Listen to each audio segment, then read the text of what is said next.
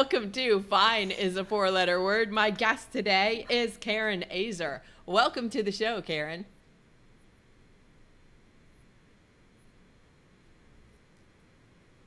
Thank you. I'm so happy to be here. I love your show, and I'm so privileged that you've asked me to be a guest on it. I love it. This is the precursor to what I know is coming next as far as this conversation. I love it. And then, right, exactly. You got the energy, I brought my energy, because girl. you were already listening to your hype song, which we'll get to at the end, but that's what got you pumped up today. Very nice. It's playing in my head the whole time. It's on my background music. What were the values and beliefs that you were raised with that contributed to making you who you became as a young adult?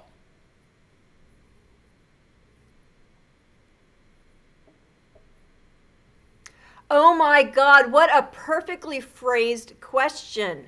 Wow. I was just talking about that this weekend. I was actually originally going to approach this a different way, but I'm going to take this another way. So, because one of the things is my son was coming up with the issue. He's really, really mad at his brother. And he's like, Mom, I can't stand this. Da, da, da, da. What should I do? And I said, you know what? I'm going to tell you about blaming people effectively. And one of the things you do when you blame effectively is you think about how somebody pissed you off so much where they brought you to their knees that it really made you dig deep into who you are and what makes you tick.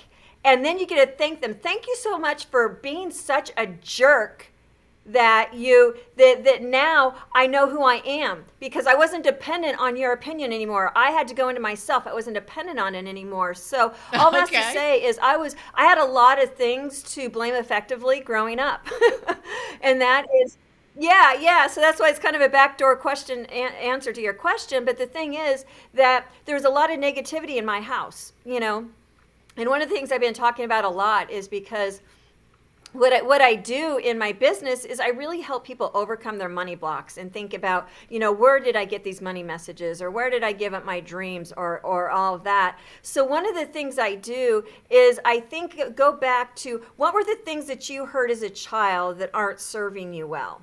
Like, for example, for me is my father is somebody who didn't use money wisely. In fact, he used it to hurt and use people. So I made a vow as a young girl to say, if that's what bringing money into my life looks like, I never want to hang on to it. So here I am, 25 years in the business, rising, I even crashed through the glass ceiling. It was an amazing career. I couldn't save my money to save my life. And it wasn't until I left the industry and started to explore what mattered to me and what was important to me is then I realized that's where the origin of it was.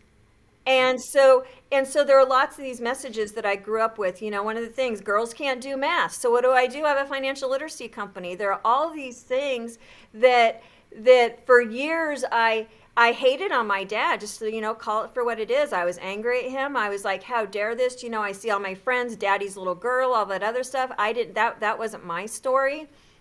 But what's happened is I've been able to reframe that energy and to turn it in, because one of my catchphrases is turning trauma into triumph. And so that's what I like to do with it, is that I try to, every message that I get that comes into my consciousness, because one of the things I started to do too is that I don't force what truth needs to come into my path at that moment. Because that's a lot of times if you're not ready for a truth, it could actually do you more harm sometimes. And so that's one of the ways I've really been able to honor saying, okay, God, what truth do I need today? If you're not ready and for what it, am I does to it do actually about show that? up? Or you won't even recognize it if you're not ready for it.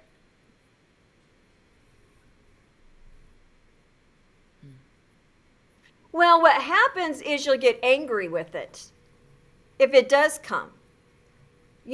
And so sometimes what happens is, a really good thing that is kind of a pattern that I've been noticing, because a lot of times I was angry that a door, closed in my face. I'm like, those were my people, I thought, and you get the whole mean girl, thing, right? And it's like, what's this going on? What's this all about? Then I realized, like, oh my God, I was saved from something I wasn't ready for, or a group that wasn't my right people. I am so grateful for that.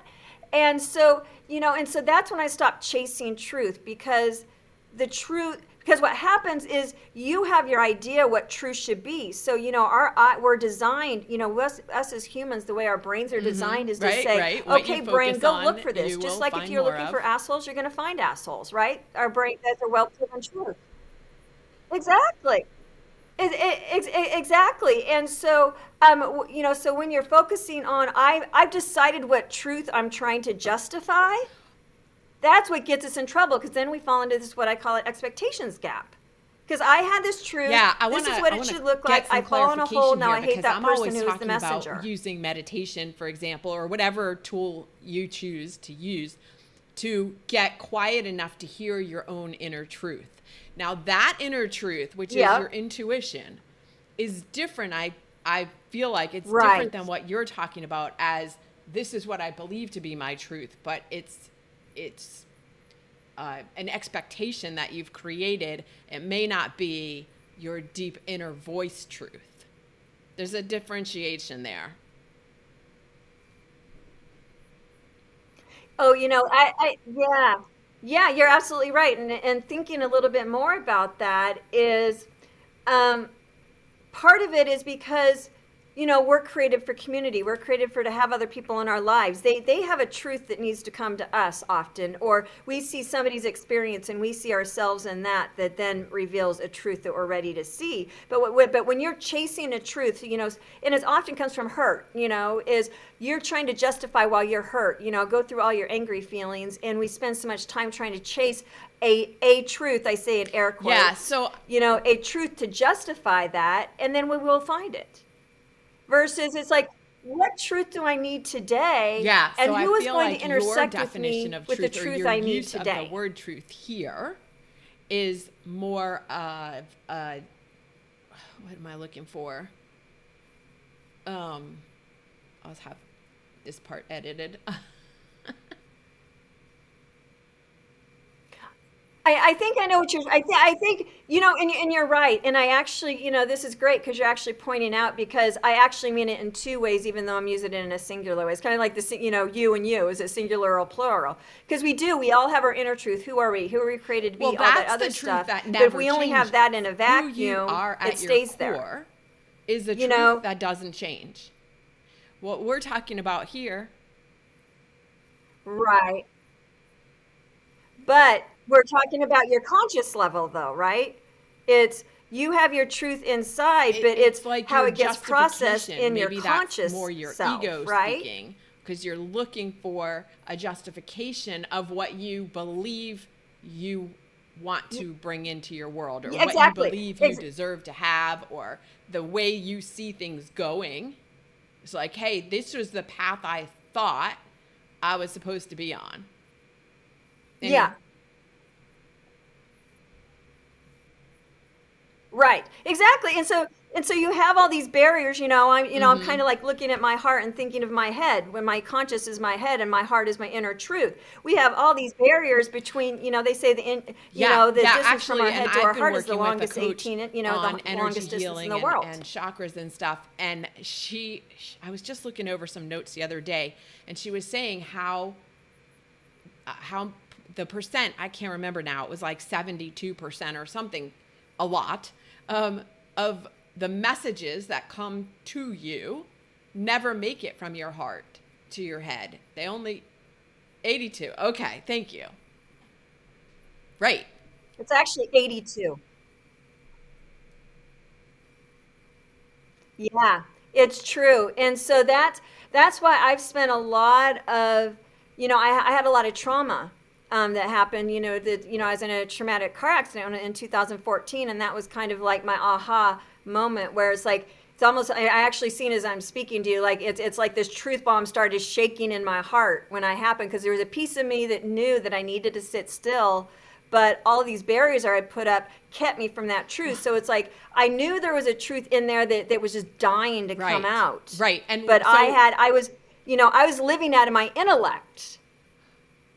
which a lot And of my people's world are was because defined by my we as intellect. So that was a humans safe place to think live. that our intellect is what is the reality. Exactly. And so we spend all this time doing all the things that our head tells us to do to change our outer world when in reality real reality. The only way to change what's happening in your outer world is to change the inner world, to reach into your heart and to live from there. Before, yeah, exactly. Okay, so you started talking about the car As you accident. believe, Is that, so it is. since Yes. the show's called Fine is the 4-letter word, is that where you were like, yeah, everything's fine in my world, and up until that point? Like, give me the story, the quick story between, you grew up with these beliefs and then the car accident. There's like a big span in there. Where was everything fine? Yeah. Yeah, absolutely. Everything was fine. And in fact, it's really interesting that um, that was my catchphrase actually. And and I and I actually, it's wow, I just thought of a huge emotional moment right now that just really it like planted a seed for the car accident as I think about it. I was in a terrible marriage, and I was working in London in the time, and he would come in for the weekend, long weekends. We were doing a long distance marriage. He was in Boston and I was in London. And wow, whew, we're catching us something real time here. So he was, so once a month I would drop him off at the tube at the train station to send him off to Gatwick Airport, and I literally, I'm not kidding you. I literally put my hand over my face like I was pulling down a mask, and I say, "Okay, game on. I'm fine." And everybody asked me, how am I? I actually gave it the car accident, but that's when there was a piece in my consciousness about that I was doing something actively. But at that time, I didn't have the strength to do much about it. So I just, I lived in that mask world. And then I got in this car accident, and I didn't, the thing about what I'm realizing, oh, This wow. is awesome. What I'm realizing right now, I'm a flower, so I'm flowing now. Yeah, so what happened is I realized I literally did not have the strength to pull down the mask. That's what it was. I literally, because it got my spine, I was laying there in the car, and I actually said, God, apparently you want me to sit still. That was my first response. I got the memo. And in that moment, I wasn't angry. I was actually grateful. So I'm like, because there's no other way I would have gotten there. And I got there and it got my attention. So I had made a decision at that point that I wasn't going to let this destroy me. I was going to use this to grow me. So I was on my back for 12 weeks. And I gave me a lot of times where, and I would never let anybody help me ever, because I had been self-protecting. And I was forced to learn how to receive, because I didn't know how to receive. I had to be in control. I grew up I was a lifelong anorexic up Right. until that point. So that actually, and that's about control, living in your head. Anorexia is all about living in your head to protect yourself. I didn't have After the car strength accident. to fall into any of my vices. What? And after the car accident, yeah, I was, people were, the food was coming in. I couldn't pull down the mask. I couldn't So, push people away, the because even if I mask wanted to, I literally was had no pulled strength. down after you dropped him off, so that you showed that to the rest of the world, or that's what you showed to him?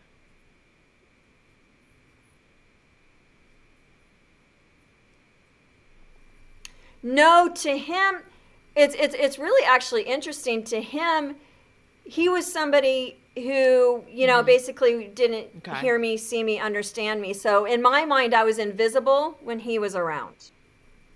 But I had an incredibly powerful job, one of the biggest banks in Switzerland. I actually was managing their most profitable product.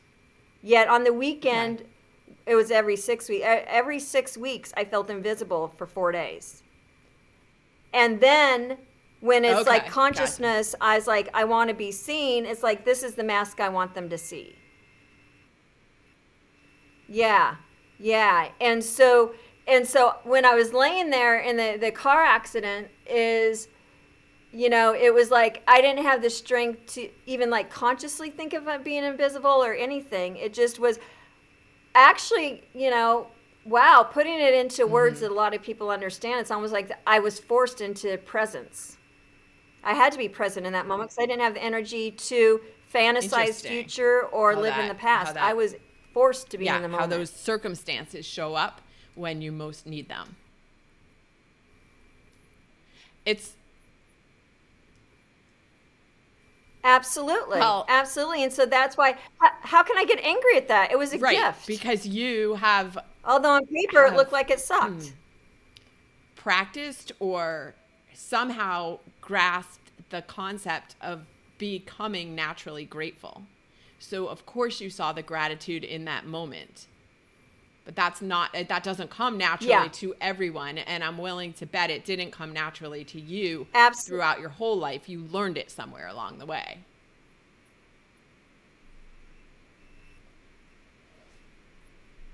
Well, not only did I not have that naturally, my MO, and of course I was an analyst, financial analyst. What do? You're trained to look for problems. I was in a profession that trained me to live in my vice. And so I was able to look at So the what was opposite of it that blessing everywhere I that went. And got I you to the found it point where everywhere you I were went. able to see gratitude? Because when the accident, it must have been before the accident, right? Because you're saying when you were in the accident, you immediately went to gratitude.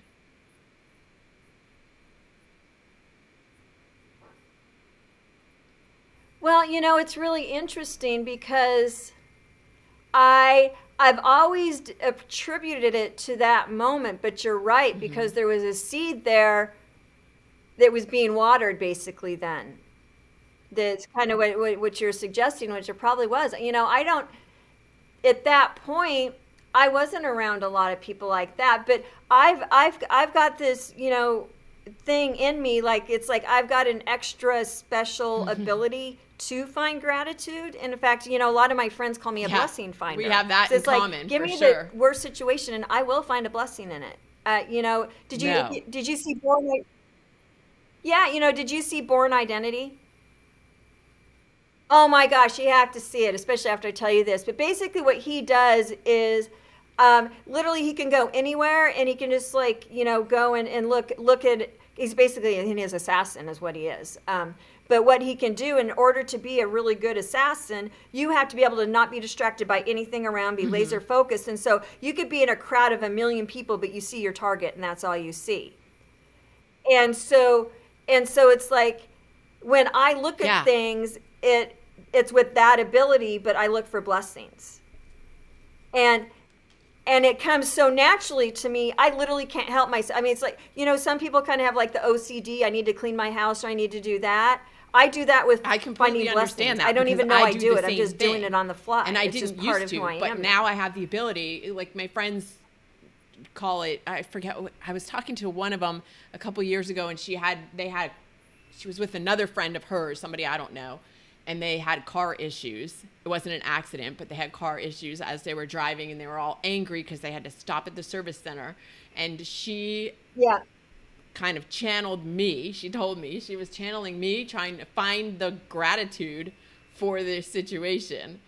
Because, right, this is what I do. This is what I talk about all the time. I'm always saying to, on social media or wherever, hey, if you can't find the gratitude for whatever situation you're looking at right now, set up a call with me because I will find it for you.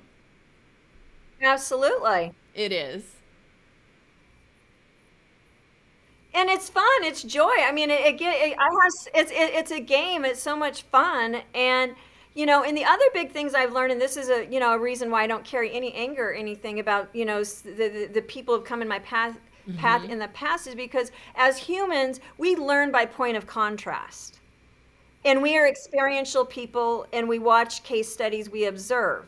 So it's in order to understand this blessings, I was in such a, it's almost like equidistant, right? Whatever you become deep in, most people have experienced the opposite of it, which is why, you have somebody who has died of, cancer or, a kid with drug addiction or something. People become, that becomes their mission in trying to help that. But it's because, if somebody who hasn't dealt with drugs tries to help you with drug addiction, people won't hear from him because it's like, until you've walked in my shoes, I can't hear you. You can't, because we all want to be feel, seen, heard, and understood. And so to have that power and to have that impact and that passion, it's part of how, it's almost by design that we've had a point of contrast. And because what you find is the people that have had the worst of the worst tend to be the most powerful in terms of the blessing, in terms of finance and stuff, because it was like that. Like I said, I see it almost like I'm seeing like a rainbow as I'm speaking to. It's like you had to be on one side of it so you could really appreciate the journey over that arc. So many people I've talked to too are embarrassed or don't feel like they are ready to share their story. They're afraid of being judged, and yet it's the sharing of that story that's going to help others.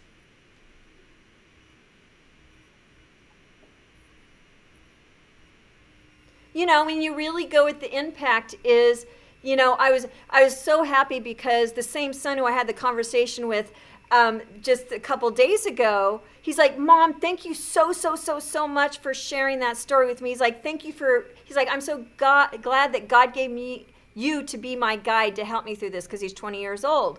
And then he says to me that that he wants to he's studying something that's going to be very, very lucrative, and he has got a great business mind anyway. And so he says, one of the reasons I want to invest really well in all of that is, he says, because I want to, I want to sow into other people. I want to serve the world. He's like, but Mom, you know what? At the end of the day, if I have just made one person feel like their time on earth was worth it, he's like, everything else is a victory. And I said, Tim, you are a wise boy, man, it's 20 years old to say that. Because when you think, it's like, is that embarrassment, which will be over momentarily, if I could have impacted somebody's life because they saw my story, their story in my story, so it's worth it every day. The car accident, every day. Life got all rosy and you saw the light. What happened? No. I know this is where I'm not leading exactly. you. No, I had quite a windy road because. Yes, exactly. So what happened after that? So the car accident was in August. Then around were you still in Christmas time, I started to feel better. And then come the middle of what's that? Okay. Oh no! I was back. I subsequently moved. I'm in Greenville, South Carolina now. So I'm. Oh yeah, no. London was in the late 1990s. So I subsequently been stateside. Yeah, no problem. So, I've been stateside, since year 2000. So, anyway, I got around mid-January, and so my husband, I mentioned, we were in a terrible divorce. It was ugly, and that was part of this whole awakening for me as well. And so about mid-January, I was taking my oldest son to his dad's house, which was our marital home. I got lost. I didn't know where I was. I started to lose my memory, and I had to get adult daycare and everything. They didn't know what was wrong with me. And in fact, at one point, they just thought I was crazy. And part of the thing was I started to lose a ton of weight. And so they all thought I'd relapsed into anorexia. And so nobody believed me that something was going on, and I eventually found out it was Lyme disease. And but what the Lyme disease had taught me is with Lyme disease is whenever you have a flare, it can take you out for a day or it can take you out for months. And you often don't even have a warning, you just wake up. But again, it taught me to live in presence. And it's like, okay, because I don't know tomorrow if I'm going to be fine. And fortunately, I'm in good shape, and we're beyond that. But during that time, had I not had that extreme experience, I wouldn't have had a chance to practice what I had the car accident to experience it once. It's like I got to practice it with the Lyme. How much and then one person not long after that, I was diagnosed with third stage colon cancer. How deep did you need to learn this gratitude lesson? Well, yeah, exactly. Well, exactly. So that's why I'm glad I got this whole blessing finder thing. It's a much happier way to live. And so, during that is, it really came to terms like, am I afraid to die? It makes you come to terms with death, and how do I feel about that? And it's like, well, I'm going to either be delivered, go to heaven. I'm good with either outcome. So whatever my purpose is, and so that at that point was when I started to seek, what is my purpose?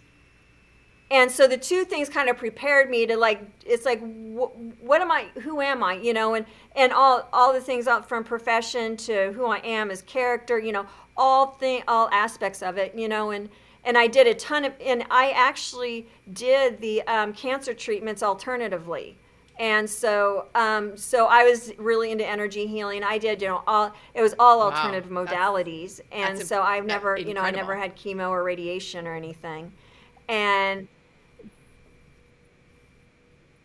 yeah, and so one of the things that you have is you have to get a lot of infusions. And so you're getting vitamin C. Because, cancer is just about our body being out of homeostasis. So something is out of balance, and our bodies were created to communicate with us. And that's actually one of the reasons the doctor said I was crazy, is when I was having issues with my liver. And I said, I can feel my liver. And they said, you don't have nerves in your liver. And I said, well, I don't care what you say, I can feel my liver.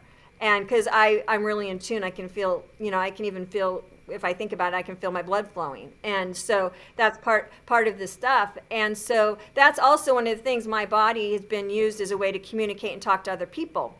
And so what happened is I was getting all those infusions, and I was at an infusion center for 3 years. And when it first started, I was doing it 5 days a week, then it was 4 days, and this went on for about 5 years. And what happened was, during that time, I was able to share the story that I'm sharing with you over and over. And so there'd be people, because they had, about 5 to 8 chairs, depending on which center I was at. And there were people who 3 years later came up and had the courage to ask me a question, because they're like, I've heard your story, but I've been quiet over here, but I have a question for you. And it's like, well, if all these people got this healing from my story, how can I say this was a bad thing? You never know who's listening. And even if they're quiet, they're lurking, they're still listening. Right. Exactly, and they're learning. So do I want to do when they're watching me, do I want to teach them bitterness, or do I want to teach them gratitude? And what I know is, because when you live in gratitude, as you know, as a student of gratitude, it is an energetic you literally vibration light up. You light a room up. You cannot people see that light. not have. When you are in gratitude, you are in the highest vibration. That's science. Of course, because and then people want to be around that, because even if they can't put their finger on it, they're like, so people are like, I want what you have, tell me about it. It's like, I can't even put my finger, when I start talking, a lot of times they get an idea, but they're just like, they don't that know energy feels really why good they to feel me, good around and I want to you. be around that. It's because you're vibrating at that higher level, but they don't necessarily know that. They just know that they feel good when they are around you. And that so to the point of when you are in gratitude, whether you're around somebody who's grateful like we are, or you are exuding it yourself, expressing it yourself, you will feel good. So, like, for no other reason to practice gratitude, it just makes you feel good.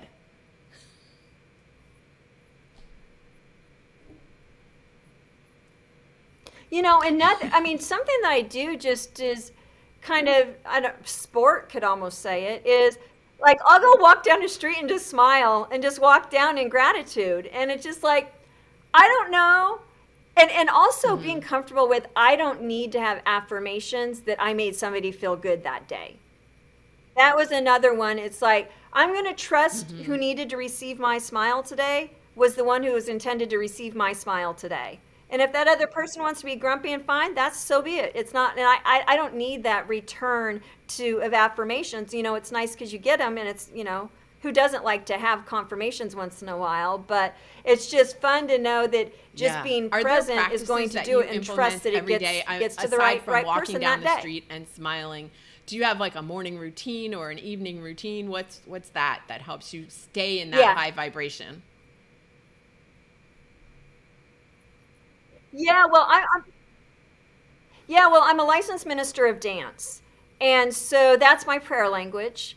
And so that's what I do every day. I dance anywhere from, well, every morning I dance for about 2 hours. And sometimes I tend not to dance so much at night, although in my mind, and a lot, what I tell people, and I do this a lot when I do my challenges, is I incorporate movement into everything, because when we're moving, you can't be depressed when you're moving just by moving your arms. And every one of us has our movements are as unique as our thumbprint. And when you get to know your body, you start being, you really start to get to know yourself a little bit more. And you can actually, how you do word associations, say something, clap and do it. You can do that with movement, and you can learn about yourself. Because I'm somebody who's a sprinter. I love to go. And I actually went to college on a track scholarship. I found out after doing this exercise, all my moves come out to sprinting moves. They're all sprinting muscles that designed who I am. And so, and so what I do, and so often what I do is, it's so just me, it's like, just kind of me and God when I dance, but I'm open to whatever the day has for me. And it's like, God, realign me to where I need to be today. And then I look over my schedule for the day. And that's how I dance and I pray over. Like I dance and prayed over you this morning, because it's like, whoever I come into contact today, I want to bless them, and may whatever they need today comes their way. And so that way I know. And sometimes I will just feel like sometimes I'll call them and say, I really want to let you know. And 100% of the time I've responded to that, internal, let them know. 100% of the time they needed it. And there were actually 2 people who were suicidal, who were like, thank you. You literally saved my life today. And that's part of it. I don't care. They're like, even if, dancing isn't my thing, I don't care. But you know what? One day you're going to, you'll know that somebody cared enough to call in. Actually, I took time out of my day to dance for you. I have a friend, Leanne, who started at the beginning of the year. She created a calendar. And so every day of the month, she has a different person she prays for. My day is the 17th of the month. So on the 16th, she's typically messaging me, texting me, saying, okay, tomorrow's your day. What do you want me to pray for you about? And I love that whole idea. Yeah. It does. And it's like, because I want to be a multiplier. So it's like, if I can dance for them, and then each one of them. Absolutely. Because I really believe when I bless you, you're going to carry that blessing to bless somebody else. And so, again, that smile could create 100 or 1,000 smiles just by that one smile. And for me, I know, dance has movement. You're creating energy. It flows. It puts things out in the atmosphere. And I just know I have faith it's going to get to who it needs to go to. And whatever I need to know in my consciousness will come into my consciousness. Otherwise, I'll let the spiritual world do what the spiritual world does. Oh my gosh. I have so enjoyed talking to you. Exactly. The energy of this conversation is through the roof. I love it. So now the question, of course, is what's your go-to song for dance that gets you hyped up? I mean, you're high energy to start with, because you start your day with dance. So what's your go-to song?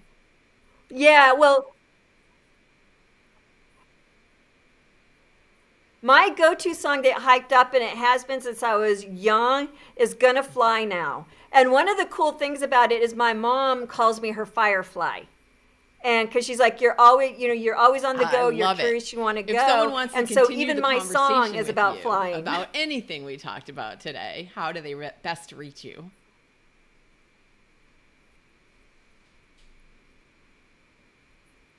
The best way to reach me is on LinkedIn. And so Karen Oeser, Oeser, and I'm the Dream Igniter is what I actually call myself on LinkedIn.